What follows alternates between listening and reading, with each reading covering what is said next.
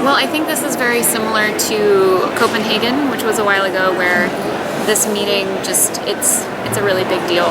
Everyone who is within the environmental movement, for the most part, has heard about it. I think a really big shift, and a really positive shift, at least for civil society, is looking at how this conference is not necessarily an end goal. We're not planning up to Paris like we did for Copenhagen. We're planning for how we can utilize Paris to continue building momentum within an international climate movement for justice and equity, whether that be gender, indigenous rights for youth, intergenerational equity, things like that. But the negotiations this year, unlike years in the past, has been behind closed doors. And so civil society has not been able to sit in on those meetings and fully understand countries' positions. But because this year is so different, it is especially important that we're able to have these spaces to figure out how to put pressure on the correct people with the correct messages to let them know that we're here and that we care.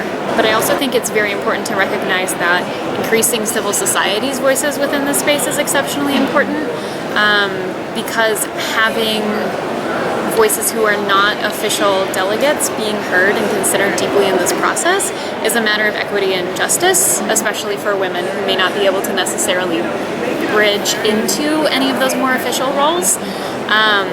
And so the folks on the front lines who are able to somehow make it to this space, which is filled with folks who are very privileged, it's crucial that we involve more of those voices in that space. And so what that looks like depends on what people need or ask for in terms of working together. Even though we're more separate than we have been in the past, civil society participation, and in this case everyone who's hanging out in Hall 4, is exceptionally important, because you always have opportunities to sit down and talk to negotiators when they pass you in the halls, or more like when you pass them in the halls.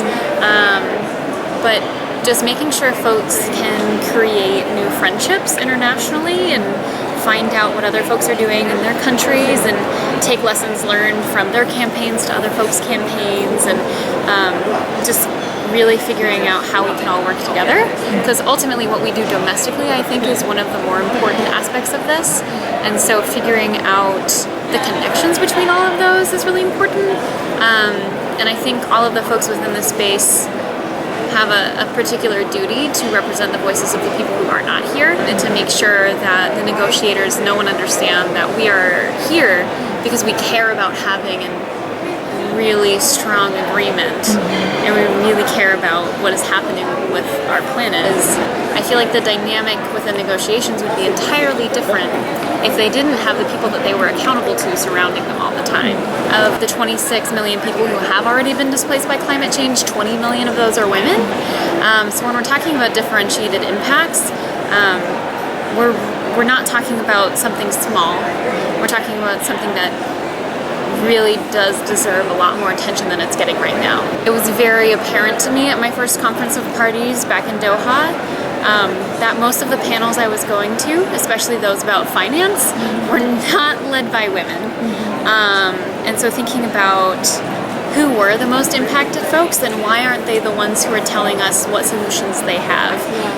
Because we know women do have the solutions for climate change. When there's more education for girls when they're younger, they're more likely to have more female politicians, and people that have more female politicians domestically are more likely to have them internationally, and those with more women delegates are more likely to sign on to environmental treaties. As of right now, the human rights article is under attack by negotiators and is kind of being whittled down. So for this conference specifically, making sure that human rights, gender equality, and indigenous rights specifically stay within the text, so in the future we're really able to account for what women's needs are. That section about human rights, and want to move it into a preamble which would not be enforced, just because it's become controversial and they want to move the rest of the climate deal forward.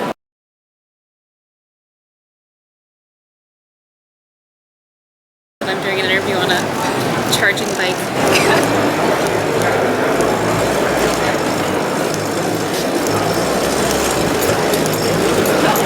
Does anyone else want a bike charge? Yeah. Does anybody else?